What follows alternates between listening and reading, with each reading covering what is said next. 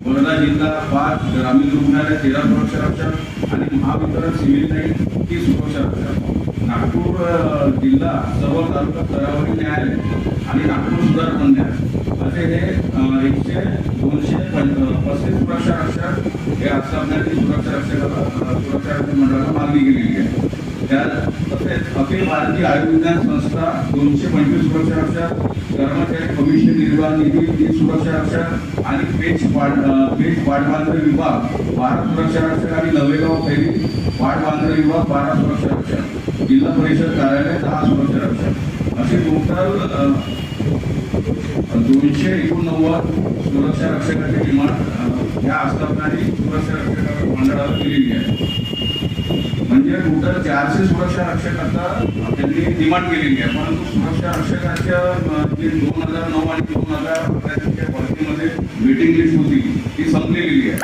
आता सुरक्षा रक्षक मंडळाने शासनाला निवेदन केलं आहे की आमच्या मंडळामध्ये आता वेटिंग लिस्ट संपलेली आहे आणि वेटिंग लिस्ट जर आपल्याला भरायचं असेल फॉर्म तयार करायचं असेल तर त्यासाठी आपल्याला भरती करणं आवश्यक आहे. परंतु भरती होऊन नाही राहिलेली आहे. कारण की त्यांचं म्हणणं असं आहे की अमरावती जिल्ह्यामध्ये भरती झाली आहे, बऱ्याचशा ठिकाणी भरती झालेली आहे. ती भरती त्याच्यामध्ये भ्रष्टाचार पुष्कळ आणि आयुक्ताचं एवढंच म्हणणं आहे की ॲज अ रिकमेंडेड म्हणून फक्त 235 सुरक्षा रक्षकाची मागणी आलेली आहे आणि 5% म्हणजे सध्या आता गार्ड बोर्डमध्ये फक्त जे रजिस्टर गार्ड आहे त्यांची संख्या आहे 3,000 ते 4,000 जवळपास. जोपर्यंत शासन परवानगी देणार नाही तोपर्यंत मंडळामध्ये भरती होणार नाही आणि मंडळामध्ये जर भरती झाली तर आस्थापनाच्या ज्या काही मागण्या आहेत त्या मागण्या सुरक्षा रक्षक आस्थापनाला पूर्ण होऊ शकते. परंतु जर मागण्या जर पूर्ण नसेल करत तर मग त्याच्यासाठी पर्याय म्हणून MSF सुरक्षा रक्षक जे आता निघालेली आहे गव्हर्नमेंटची आणि एक मास्को म्हणून निघालेली आहे त्याच्यातले ते गाठ पाहू शकतात. एवढंच म्हणणं आहे आपल्या माध्यमातून जर आपण इतर बातमी जर लावून धरली 50 सुरक्षा रक्षक MBDC वॉटर ट्रीटमेंट प्लांटचे जे गार्ड आहे त्यांना सुद्धा आमचं म्हणणं असं आहे की त्यांना जसे 171 जे गार्ड आहे MBDC मार्फत त्यांनी 171 गार्ड त्या ठिकाणी ठेवलेले आहे आणि MBDC वॉटर ट्रीटमेंट प्लांट हा सुद्धा MBDCचाच आहे.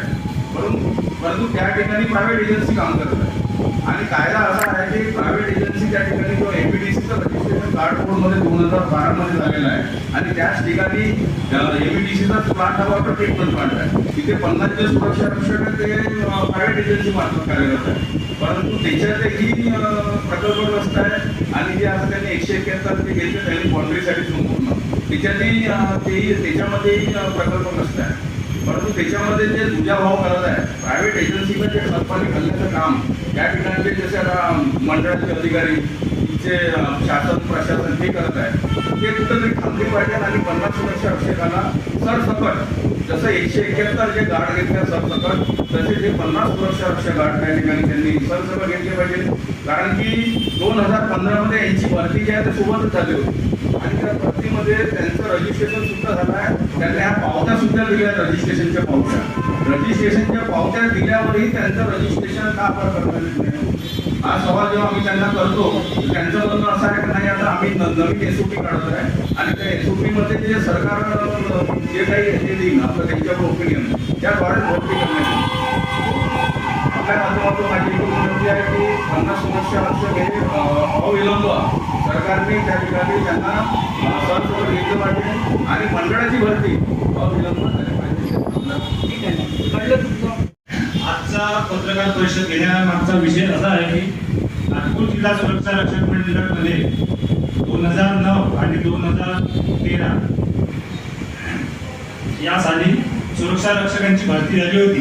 पण तेव्हापासून अद्यापही भरती झालेली नाही. त्या कारणाने सुरक्षा रक्षक मंडळाकडे सुरक्षा रक्षक उपलब्ध नाही आहे. त्या कारणात आणि बऱ्याच आस्थापनेकडून सुरक्षा रक्षक मंडळाकडे मागणी होत आहे सुरक्षा रक्षकांची. पण सुरक्षा रक्षक प्रतीक्षा यादीवर होते ते संपुष्टात आले आहे. सुरक्षा रक्षक आता मंडळात आहे नाही.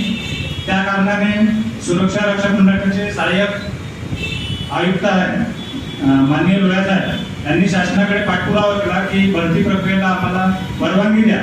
तर शासनाने त्यावर अजूनपर्यंत काही जबाब दिलेला नाही की भरती प्रक्रिया नामंजूर केली. आणि त्याचप्रमाणे आमच्या मानसी सुरक्षा रक्षक सेनेतर्फे पण वेळोवेळी पत्रव्यवहार करून भरती प्रक्रियेला मान्यता द्यावी अशी मागणी करत आहे, पण अद्याप